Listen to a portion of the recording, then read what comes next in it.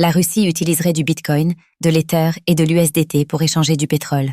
Depuis l'internationalisation du conflit opposant la Russie à l'Ukraine, Moscou a ouvert ses bras aux crypto-monnaies à plusieurs reprises par l'intermédiaire de SS représentants et de sa banque centrale. On apprend aujourd'hui que la Russie utilise le Bitcoin, l'Ether et l'USDT afin de négocier son pétrole avec la Chine et l'Inde.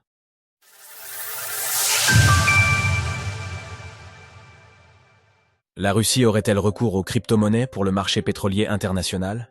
Selon un rapport de Reuters, certaines entreprises russes opérant dans le secteur pétrolier réaliseraient leurs échanges avec l'Inde et la Chine en ayant recours aux crypto-monnaies, notamment avec du Bitcoin, de l'Ether ou encore de l'USDT, le stablecoin de Tether. Au mois de décembre dernier, Anton Siluanov, le ministre des Finances russe, avait publiquement déclaré que la Russie utilisait le Bitcoin pour contourner les sanctions internationales émises à son endroit.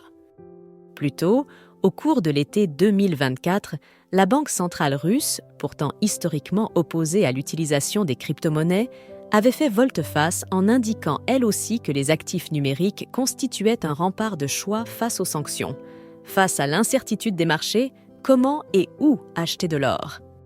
Toutefois, c'est la première fois que l'on apprend que la Russie utilise bel et bien les cryptos pour échanger du pétrole.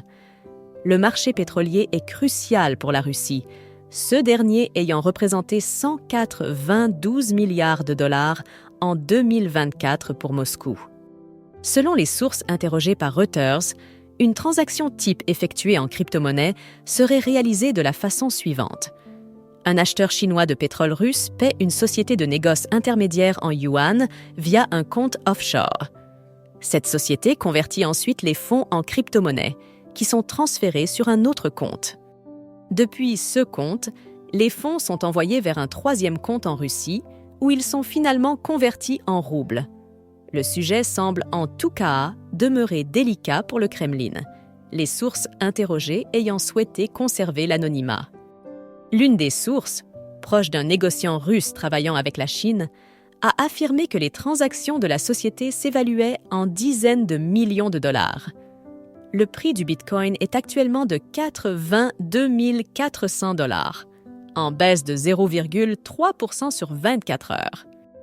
Retrouvez toutes les actualités crypto sur le site cryptost.fr.